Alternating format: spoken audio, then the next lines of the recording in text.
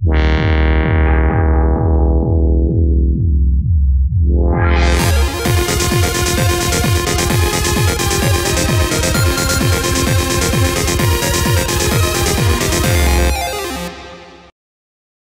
vous autres sur YouTube, c'est Duke. Aujourd'hui, je parle de mon rig en compagnie de Postmortem. Question numéro 1, mon Duke. Normalement, là, tu gardes combien de temps tes pièces dans ton rig? Ça va dépendre vraiment de la pièce. Je dirais ça va varier entre 6 mois, 1 an, des fois un peu plus comme un boîtier de qualité, des fois on peut t'offrir ça plus longtemps. Toi, mon Duke, là, y a-t-il une pièce dans ton PC que tu trouves so-so? À vrai dire, il y en a deux.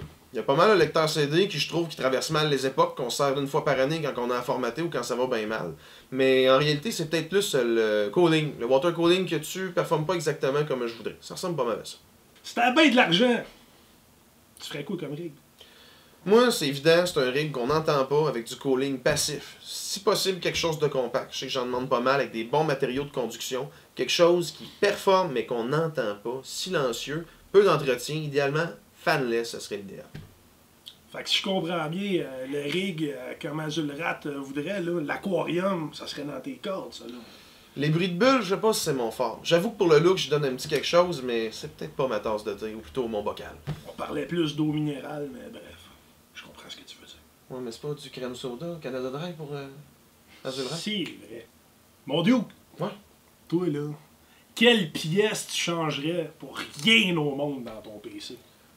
Pour rien au monde, je pense que ça va être mon CPU. Mon 4670K, sérieusement, fait la job. Je pense que je vais garder ça crissement longtemps. Pour que tu me le fasses changer, il va vraiment falloir que ça en vaille la peine.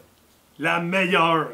Une des questions que j'adore le plus. Ouais. Ça a été quoi le plus bon moment avec ton PC? Le plus beau moment avec mon PC, je pense, ça a été une espèce de maturité qui a été atteinte. Quand je me suis rendu compte que je jouais assez, que mon vieux tapis de Duke Nukem était sec, puis il glissait quand je shootais à Titanfall. Il a fallu que je m'achète un nouveau tapis de souris. Ça a été un événement assez spécial, mais c'est la preuve que l'investissement en a valu la peine.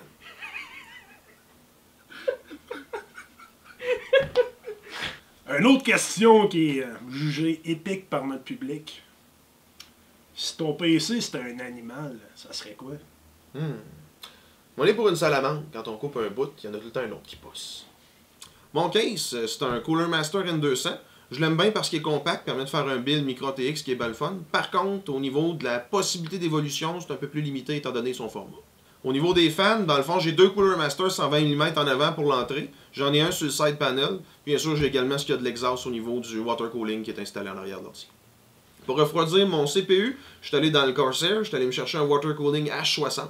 Donc, un entrée de gamme dans le domaine. Ça fait le travail, j'ai du water cooling, donc peut-être un peu plus silencieux que d'autres solutions. Par contre, je sais qu'il y a nettement plus efficace pour aller chercher des meilleures températures sur le marché. C'est une question, évidemment, de rapport qualité-prix.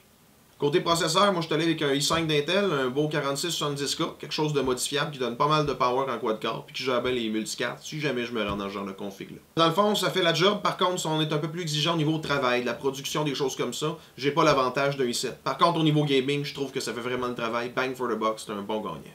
Au niveau du GPU, je suis allé chercher une petite 760 GTX, un bon compromis power-prix pour le temps où je l'ai pris, mais qui fait vraiment le travail aujourd'hui au niveau du high-end, mid-end. Je joue pas mal en 1080p, donc ça fait le travail, donc c'est une 2 GB. Elle a le cooling révision 2.0, puis si jamais je veux, ben je mets une petite copine, puis on va aller chercher encore plus de power.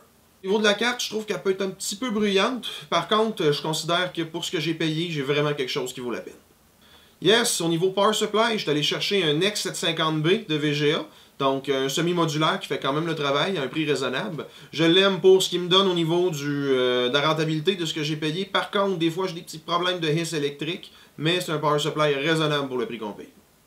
Au niveau de la RAM, moi j'ai 4x4, donc j'ai une config de 16 GB de G-Skill 1866. Donc mes 4B sont remplis, j'ai plus que ce que j'ai besoin.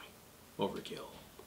Au niveau du mobile, moi je suis allé me chercher un petit griffon de Asus. Donc j'ai un motherboard qui est crissement de qualité, on a des composantes qui sont fiables, les grades militaires, je peux même mettre une belle petite armure là-dessus pour du micro TX, c'est dans les meilleurs que je pouvais aller me chercher. Au niveau de ce que j'aime moins, dans le fond, la carte mère peut être limitante au niveau du nombre de slots PC, le nombre de cartes graphiques qu'on peut avoir. Par contre, si on veut quelque chose de compact, j'ai dans les meilleures qualités que je peux aller chercher. Pour le stockage, moi dans le fond, j'ai un SSD V300, 120 GB de Kingston qui fait vraiment le travail. Pour ce qui est un peu plus massif, le stockage à long terme, les médias, ces choses-là, j'ai un TB de Western Digital dans la série Black pour garder tout ça en sécurité. Ouais, je le sais, j'ai un lecteur CD, DVD, là, cette espèce d'affaire-là qui sert à faire des formats si on n'a pas de clé USB. Je sais pas trop ce que ça fait là, un jour ça va s'en aller. Je pense que je vais m'acheter un lecteur externe. Sérieusement, c'est un beau truc qui décore. C'était le fun il y a 10 ans, on est rendu en 2014, come on. Fait que je veux vous remercier d'avoir checké le vidéo de présentation de mon rig. J'espère que vous avez apprécié. On veut vous entendre parler dans les commentaires, des avis, des suggestions. N'oubliez pas qu'on se retrouve sur Twitter, Facebook. Vous pouvez également nous rejoindre sur infoqtm.com. Alors n'hésitez pas à vous abonner. On se revoit à la prochaine. Salut tout le monde!